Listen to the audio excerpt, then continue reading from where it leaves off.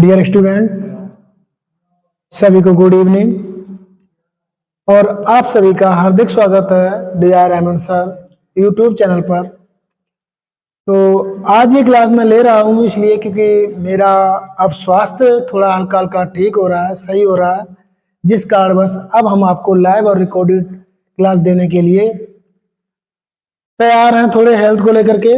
लेकिन फिर भी जो शेष प्रॉब्लम है वो धीमे धीमे ठीक हो जाएगी।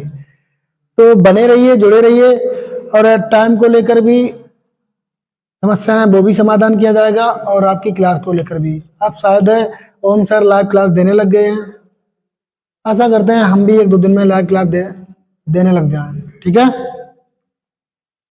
चलिए। तो आज की जो लाइव क्लास है वो तो हमने ली नहीं, लेकिन मैं ये रिकॉर्डेड क्लास आपको दे रहा हूँ। और आज ये रिकॉर्डेड क्लास 10th की दो चर वाले रैखिक समीकरण योग। क्या होता है?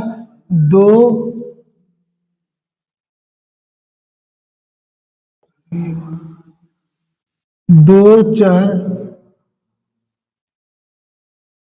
वाले रैखिक समीकरण युग्म। दो चर वाले रैखिक समीकरण युग्म, ठीक है ना। रैखिक होता समीकरण युग्म। दो चर वाले जो समीकरण होते हैं वो क्या होते हैं, चर्चा करते हैं कि दो चर वाले समीकरण होते कैसे हैं, किन्हें बोलते हैं। चलिए हम लोग पीछे रिकॉल करते हैं कि जो हमने पहले पढ़ा उसके बारे में जानकारी करते हैं कि हमने क्या पढ़ा, किसको क्या बोलते हैं। तो हमने आपको बताया था कि x+2 अगर इस तरह का हम जीरो लिखते हैं तो जो होता है वो एक चर का होता है। क्या होता है? एक चर का। इसमें क्या चर है? एक चर ही शामिल है। एक चर, अब एक चर नहीं बोला होता है, इसे बोला होता है रेखीय समीकरण। क्या बोलते हैं? रेखीय। क्या बोलते हैं? रेखीय समीकरण कह सकते हैं, ठीक है। लेकिन अगर बात की जाए यहाँ x² + 2x + 3, अगर इस तरह का कोई समीकरण होता है तो इसे हम रेखीय नहीं, इसे घात के अनुसार बोलते हैं। और इस पर घात कितनी है? 2। कितनी घात है? 2। तो हम बोलेंगे दो घात समीकरण। क्या बोलेंगे? दो घात समीकरण, या इसका शब्द लिखा आता है द्विघात। क्या लिखा आता है? द्वि मतलब दो। द्वि मतलब होता है दो। तो दो घात, घातों के अनुसार इसे दो घात समीकरण बोलते हैं, जो कि हम पीछे पढ़ चुके हैं, ठीक है। उसके बाद अगर हमने घात 3 कर ली तो भी हमारा समीकरण कुछ इस प्रकार रहेगा। और इसमें सबसे बड़ी घात हमारी 3 है, और सबसे बड़ी घात अगर 3 है तो 3 को हम लोग लिखते हैं त्रि। 3 को लिखते हैं त्रि। क्या है? घात है। तो त्रिघात समीकरण, इस प्रकार के समीकरण को हम त्रिघात द्विघात बोलते हैं। अब आप कहोगे चर, इसमें देखो दो चर अलग अलग कैसे हैं, इस पे आप चर्चा करोगे ना। तो हम दो चर की अगर बात करें तो तुम कहोगे ये चर ये अलग है, ये x² का चर है, ये x का है, ये x 3 घात वाला है, ये x 2 घात वाला है, ये सिंगल वाला। तो ये 3 चर हुए। नहीं भाई, ये 3 चर नहीं हुए, ये 3 चर पद हुए। क्या हुए? पद हुए। क्या हुए? एक ही चर वाले 3 पद है। चर कितना है? x का चर पद है। क्या है? x का। घातों का संयोजन लग रहा है तो इन्हें हम घातों के अनुसार नाम देते हैं। आप कहोगे तो दो चर वाले कैसे?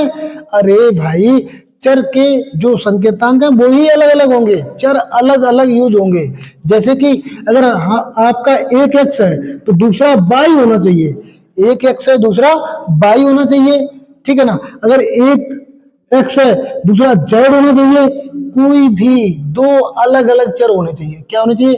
कोई भी दो अलग अलग प्रकार के चर होने चाहिए। पद नहीं, चर पद नहीं, चर पद नहीं, दो अलग अलग प्रकार के चर ही होने चाहिए। तो इनको हम नाम देंगे दो चर वाले। क्या नाम देंगे? दो चर वाले समीकरण, रेखीय समीकरण। दो चर वाले रेखीय समीकरण।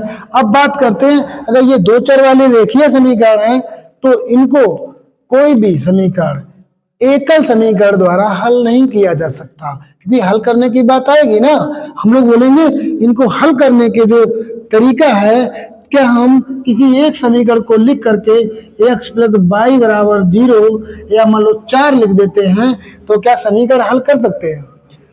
हमारे पास दो चर हैं, कम से कम एक चर का मान हमें पता होना चाहिए, और अगर एक चर का मान पता नहीं है तो हम एकल समीकरण से कभी भी हम दोनों चरों के मान ज्ञात नहीं कर सकते। इतनी अगर बात समझ में आई हो तो कमेंट जरूर करें। अगर दोनों दो चर वाले समीकरण हैं तो उनके लिए हमें या तो किसी एक चर का, पहली शर्त ये है, या तो एक चर पता होना चाहिए, एक चर का मान पता होना चाहिए, एक चर का मान ज्ञात होना चाहिए। और अगर एक चर का मान ज्ञात नहीं है, अगर एक चर का मान ज्ञात नहीं है तो दूसरी शर्त और है मान निकालने की, वो ये है कि हमें फिर एक समीकरण नहीं चाहिए, हमें दो समीकरण चाहिए। कैसे? सेम चर वाले, सेम चर नहीं, सेम अंग्रेजी वर्ड है, समान चर वाले दो समीकरण चाहिए। क्या चाहिए भैया? समान चर वाले दो समीकरण चाहिए। अगर समान चर वाले दो समीकरण नहीं है तो हम दो चर वाले समीकरण का मान या उनके चरों का मान ज्ञात नहीं कर सकते, बिल्कुल नहीं कर सकते। तो यहां से यह साबित होता है, अगर दो चर वाले समीकरणों का मान मुझे ज्ञात करना है या दो चर वाले समीकरण के चरों का मान ज्ञात करना है तो हमें कम से कम दो समीकरण होने चाहिए, कम से कम दो होने चाहिए। अगर दो नहीं है तो उन दोनों चरों में से किसी एक चर का मान ज्ञात होना चाहिए। दो शर्त में से कोई एक शर्त अगर होती है तो हम मान ज्ञात कर सकते हैं। ओके, चलिए, तो जो आपका टॉपिक है वो नीचे वाली शर्त के लिए टॉपिक है कि दो चर वाले रैखिक समीकरण, युग्म मीन्स होता है जोड़ा, युग्म मीन्स जोड़ा, और जोड़ा कितने का होता है? दो का। जोड़ा कितने का होता है? दो का। जोड़ा, जोड़ का जोड़ा नहीं, जोड़ा, युग्म, साथ साथ दो होने चाहिए।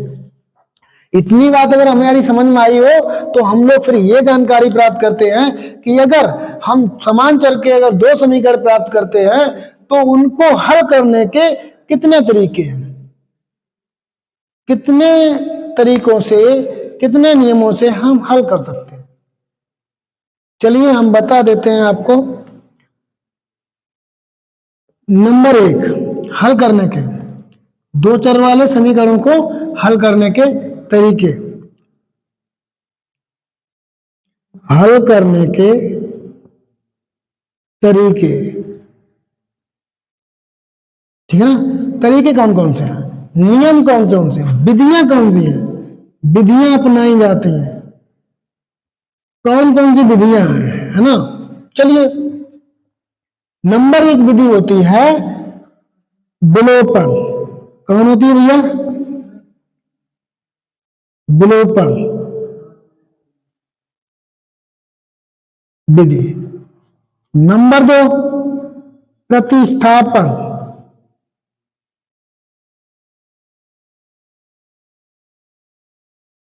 विधि।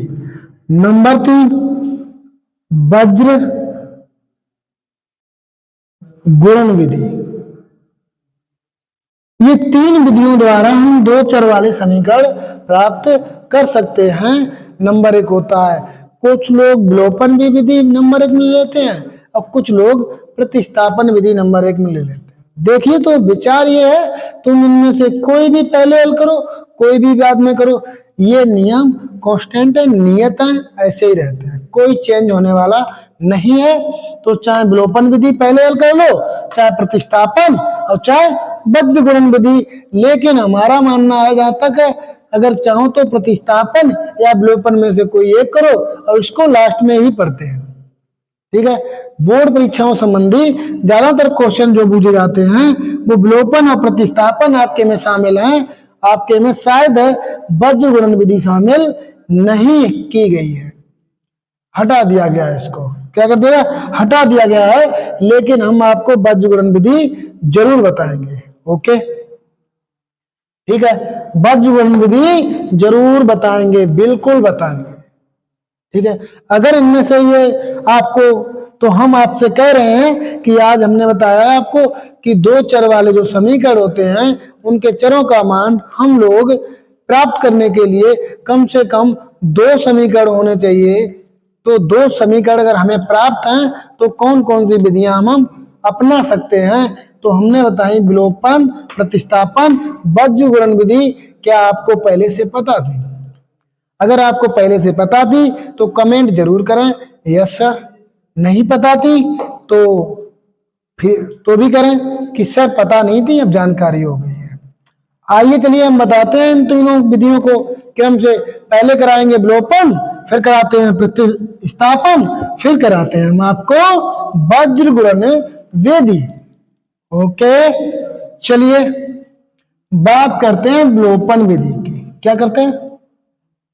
विलोपन विधि। चलिए भाई,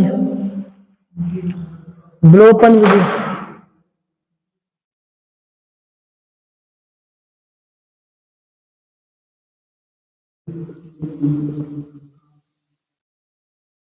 विलोपन विधि, अच्छा विलोपन विधि क्या होता है इसके बारे में जान लेते हैं। विलोपन मतलब विलोप क्या होता है? विलोप मीन्स हमारे साथ होता है गायब होना, गायब, गायब या खो जाना, खो देना, गायब कर देना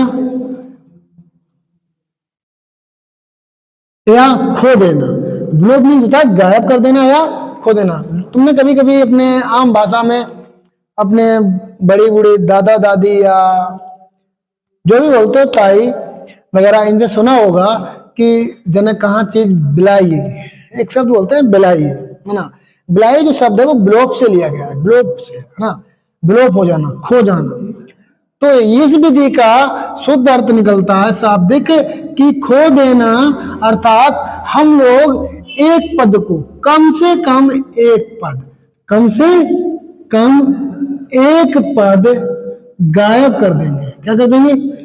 खो देंगे, ठीक ना। कम से कम एक पद खो देंगे, चाहे हमें कुछ भी करना पड़े, हम एक पद खो देंगे, उसे गायब कर देंगे, ठीक है ना। अब करने का तरीका क्या रहा? करना पड़ेगा तो हमें दूसरे पद का मान मिल जाएगा। एक पद हमारा गायब हो जाएगा तो एक पद हमारा सामने आ जाएगा, उसी का मान प्राप्त हो जाएगा। चलिए देखते हैं कितना सच होता है। जैसे कि आपको अगर दिया जाए, आपको एक समीकरण दिया जाए कि x प्लस वाई बराबर 4, x प्लस वाई बराबर 4, फिर दिया जाए x माइनस वाई बराबर 1। देखो समीकरण दो है, चर अलग अलग है। पहले में x प्लस वाई 4 हो रहा है, दूसरे में x माइनस वाई कितना हो रहा है? 1 ना, यहां लिख लो 2 लिख लो, ठीक है ना, 2 कर लो। ओके, 2 कर लो। एक्स चर बाई चर, 2 चर है, एक्स चर बाई चर 2 चर है। हमें 2 समीकरण दिए गए हैं, हम विधि यूज करते हैं विलोपन। क्या करते हैं? विलोपन। तो इसको मान लेते हैं समीकरण नंबर 1, इसको मान लेते हैं समीकरण नंबर 2, 2 मान लिए। अब देखो विलोपन मीन्स क्या होता है? खो देना। कम से कम एक पद को हमें खोना है, एक पद को। अगर एक पद को हम खोएंगे तब हमारा दूसरे पद का मान निकलेगा। चलिए इसमें हम या तो बाई बाई खो देते हैं या एक्स एक्स खो देते हैं। तो बाई को खोते हैं क्योंकि यहाँ प्लस चिन्ह है, यहाँ माइनस चिन्ह है। अगर हम साधारणता जोड़ेंगे तब भी ये कट जाएंगे, साधारणता हम लोग जोड़ते हैं तो ये कट जाएंगे, जायज की बात है। तो क्यों ना हम लिख दें समीकरण 1 व समीकरण 2 को जोड़ने पर जोड़ देते हैं तो x प्लस वाई बराबर 4 और x माइनस वाई बराबर 2। देखना आपको ये नियम पता होगा कि राइट साइड जोड़ते हैं, लेफ्ट साइड वाले लेफ्ट साइड जोड़ते हैं, ठीक है। चलिए यहाँ देखो जोड़ने पर, जब जोड़ने पर लिखते हैं तो यहाँ नीचे वाले समीकरण के कोई भी मान चेंज नहीं करते हैं। अगर हम यहाँ घटाने पर लिखते, क्या लिखते? घटाने पर लिखते तो हम यहाँ के समीकरण के मान चेंज करते, यहाँ प्लस होता है तो यहाँ माइनस हो जाता, यहाँ माइनस होता है यहाँ प्लस हो जाता, यहाँ अगर प्लस है माइनस हो जाता, ठीक है। लेकिन हमने लिखा है जोड़ने पर, तो जोड़ने पर कोई भी चिन्ह चेंज नहीं होता, और जो चिन्ह चेंज होता भी है अगर घटाने पर, तो ध्यान रखना जो नीचे चिन्ह आएगा वही उसका रियल चिन्ह होता है, वास्तविक चिन्ह होता है, उसी चिन्ह के साथ वो हल होता है। चलिए जोड़ने देखेंगे तो ऊपर ये भी प्लस का है, ये भी प्लस का है, बाई देखें ये प्लस की है, ये माइनस की है, तो प्लस माइनस खत्म हो गए। अब इधर ये भी प्लस का, ये भी प्लस का, तो देखते हैं ये प्लस का, ये प्लस का, दोनों जुड़ जाएंगे, कितना हो जाएगा 2x, ये 4 प्लस का, 2 ही प्लस का, तो दोनों जुड़ जाएंगे, कितने होंगे 6। अब ये जो कितने में गुणा में, तो उधर जाके किसमें हो जाएगा भाग में, तो x बराबर 6/2 गया भाग में, तो 2 1 कम 2 2 3 6, तो x बराबर आया 3। तो एक चर का मान, मुझे इस समीकरण में x चर का मान प्राप्त हो गया, 3 आया। तो हम बात करते हैं y चर का मान निकालने के लिए, तो इस x का मान समीकरण नंबर 1 में या समीकरण नंबर 2 में किसी में रख दें तब भी मुझे मान प्राप्त हो जाएगा।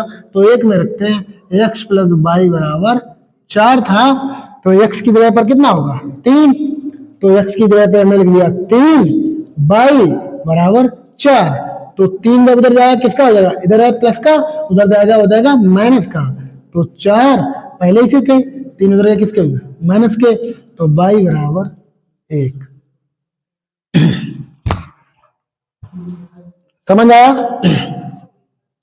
तो x चर का मान 3 आया, y चर का मान 1 आया। इस विधि में हमने y को गायब किया, किसको किया, y पद को हमने गायब किया या विलोपन कराया, गायब किया या हमने विलोपन कराया, क्या कराया, विलोपन कराया, ठीक है। क्योंकि y पद इसके बाद कहीं तुमने नहीं लिखा, इसके बाद नीचे लिखा y पद गायब, कट गया ना, मेरा कट गया मतलब गायब हो गया, समीकरण में उसका अस्तित्व नहीं है, यहाँ नहीं है अस्तित्व, यहाँ भी है, यहाँ अपना खुद का वो लेके आया, ठीक है। तो यहाँ खुद को उसको ही प्रधानता दी गई ना, तो यहाँ हमने गायब कराया, इसी को गायब करने को ही हम बोलते हैं विलोपन। क्या बोलते हैं, विलोपन। क्या समझ में आया, आना चाहिए ना। चलिए ये हो गया, हम दिखाते हैं दूसरा, इसी में कुछ स्थितियां चेंज करके दिखाते हैं, ठीक है ना। चलिए एक समीकरण और देखते हैं, अच्छा सा समीकरण है x प्लस वाई बराबर 5, x प्लस वाई बराबर 5, और दूसरा समीकरण है 2x माइनस 3y बराबर 4, 2x माइनस 3y बराबर 4। इसको समीकरण नंबर 1, इसको समीकरण नंबर 2 हमने दे दिया, इंडिकेट कर दिया। अब आप ये बताइए, अगर इस तरह का समीकरण है, उसमें तो हमने देखा था क्या था, x प्लस वाई बराबर 5 है, 2x माइनस 3y बराबर 4 है, मतलब 4 है, ठीक है। वहां जो समीकरण मिला था उसमें हमारे चर कैसे थे, समान थे, चर के आगे जो गुणांक थे वो भी समान थे, गुणांक थे ही नहीं, मतलब एक एक गुणांक था, वो समान ही था। यहाँ गुणांक अलग है, ऊपर सिंगल चर y है और नीचे हमारा x है। x में देखें तो सिंगल x है, नीचे 2x है। अगर मैंने ये कराया तो यहाँ 2 होने चाहिए, अगर y बराबर करा रहे हैं तो यहाँ 3 होना चाहिए। तो हमें ये देखना है कौन से चर का हमें विलोपन कराना है, क्या कराना है, विलोपन। इसका विलोपन कराना है या नीचे वाले का, x का कराना है या y का। चलिए हम अपने अनुसार y का कर देते हैं, किसा कर देते हैं, y चर का। तो y चर का अगर हम विलोपन करें, किसा करें, y चर का हम करेंगे विलोपन। तो y चर का विलोपन करते हैं, तो y यहाँ 3 है, तो यहाँ हमें 3 लाने पड़ेंगे। तो समीकरण नंबर 1 में पूरे में 3 का गुणा कर देते हैं, क्या कर देते हैं, गुणा। तो लिखेंगे समीकरण नंबर 1 में 3 का गुणा करने पर। अब सुनो, ऐसा नहीं आप ये सोचो कि खाली y में 3 का गुणा कर दे समीकरण हल हो जाए, नहीं नहीं। अगर गुणा करोगे तो समीकरण के प्रत्येक पद में किसी संख्या का गुणा करना होगा, जोड़ोगे प्रत्येक में जोड़ना पड़ेगा। दोनों साइड जोड़ने होता है, दोनों साइड गुणा दोनों साइड करते हैं दोनों साइड। अगर इसमें 3 गुणा करेंगे तो क्या हो जाएगा 3x, इसमें करेंगे तो क्या हो जाएगा 3y, इसमें करेंगे तो क्या हो जाएगा 15। और इसको एक नया समीकरण नाम दे देते हैं एक, ये अगर 2 है तो इसको दे देते हैं 3। अब देखते हैं, अब मुझे समीकरण 2 और 3 से मतलब है, मुझे ऊपर वाले एक से मतलब नहीं है, क्योंकि एक को मैंने परिवर्तित रूप लिख लिया कितना 3x प्लस 3y बराबर 15। ठीक है, अब देखते हैं ये जो y पद है वो हमारा सेम है, ये भी 3y ये भी 3y, ये माइनस है ये प्लस है। अगर साधारण हम जोड़ भी देंगे तब भी ये कट जाएंगे, गायब हो जाएंगे, विलोपन हो जाएगा इनका। तो हम सीधा सीधा लिख देते हैं समीकरण नंबर 2 व समीकरण नंबर 3 को जोड़ने पर, अगर जोड़ें तो 2x, दो पहले लिखते हैं 2x माइनस 3y बराबर 4 और 3x प्लस 3y बराबर 15। जोड़ते हैं तो जोड़ने पे चिन्ह तो चेंज होते हैं ना नीचे वाले के समीकरण के, तो ये कट जाएगा, 3y गायब हो गया, ये पूरा क्या हो जाएगा, ये पूरे पद का विलोपन हो जाएगा। क्या हो जाएगा, पूरे पद का विलोपन हो जाएगा। तब ये पूरे पद का विलोपन हो गया तो ये बचे और ये बचे, ये 3 2 कितने हो गए 5, दोनों प्लस के जोड़ जाएंगे 5x हो गया, ये तो कट ही गए, विलोपन हो गया, 15 4 19 हो गया। अब x बराबर देखेंगे तो 5 इधर गुणे में, इधर किसमें पहुंच जाएंगे भाग में, तो 19/5, x का मान निकला 19/5 निकला, कितना निकला 19/5। ओके, x चर का मान 19/5 निकला। हम बात करते हैं y चर के मान, किसकी करते हैं, y के चर के मान की बात करते हैं। तो सुनिए, तो हम x का मान समीकरण नंबर 1 में रख देते हैं तो y चर का मान निकल आएगा। इसका मान तुम समीकरण नंबर 1 में रखो, चाहे 2 में रखो, चाहे 3 में रखो, कोई फर्क पड़ने वाला नहीं है, दूसरे चर का मान वैसे ही निकलेगा जैसे, चाहे किसी भी समीकरण में मान रखो, पहले तो ये समझो, किसी में भी रखो मान वही रहेगा, नो चेंज होगा। तो हम लिख लेते हैं समीकरण नंबर 1 में x का मान रखने पर, चलिए, तो x प्लस y बराबर क्या था 5 था, तो x का मान क्या था 19, तो 19/5 प्लस y बराबर 5, ये पूरा बदल जाएगा, किसका हो जाएगा माइनस का, तो y बराबर 5 माइनस के 19/5, ये भिन्न हो गई तो हल कर लेते हैं, बटे में 1 लिख के, 5 एकम 5 5 25 19 एकम 19, तो y बराबर 25 में से 19 चले जाएंगे क्योंकि ये प्लस के ये माइनस के, एक प्लस का एक माइनस का होता है तो घटना पक्का होता है, तो घटा देते हैं। 25 में से 19 कितने बचे 6/5 जो आंसर है वो y चर का मान है, किसका है y चर का मान 6/5 आया। ठीक है, तो डियर स्टूडेंट, ये रहा हमारा विलोपन विधि। क्या रहा, विलोपन विधि। कल बात करते हैं प्रतिस्थापन विधि, वज्रगुणन विधि, दोनों एक साथ। ठीक है, बने रहिए, जुड़े रहिए और इस वीडियो को अधिक से अधिक लोगों के पास शेयर करिए जो उनको भी पता लगे। नेक्स्ट वीडियो प्रतिस्थापन और वज्रगुणन विधि से होने वाली है। ओके, सभी लोग इस वीडियो का, इस विधि का उपयोग करें और अधिक से अधिक सवाल लगाएं जिससे अच्छा एक रिवीजन हो। अगर कोई सवाल इस विधि से नहीं लगता है तो हमें कमेंट करें और आशा करते हैं कि अब सभी लोग तैयार हो जाएं अच्छे से मजबूती के साथ, क्योंकि अब मिलेंगी बराबर लाइव और रिकॉर्डेड क्लास। ठीक है, सभी को इन्फॉर्म करिएगा, सभी को जोड़िएगा कि जो प्रॉब्लम थी वो सोल्व हो गई है। तो अब लाइव क्लासें भी बड़ा धूमधाम से चलेंगी और रिकॉर्डेड क्लासें भी बहुत धूमधाम से चलने वाली हैं। जुड़े रहिए और जल्दी जल्दी प्रैक्टिकल शुरू होने वाले हैं, प्रैक्टिकल करवाएंगे, देखने के साथ साथ समझने का भी ज्ञान प्राप्त हो। ओके, ठीक, देखेंगे, समझेंगे, सुनेंगे, जुड़ेंगे, पहले सभी को जल्दी से जोड़ें। ओके, तो सभी को थैंक यू।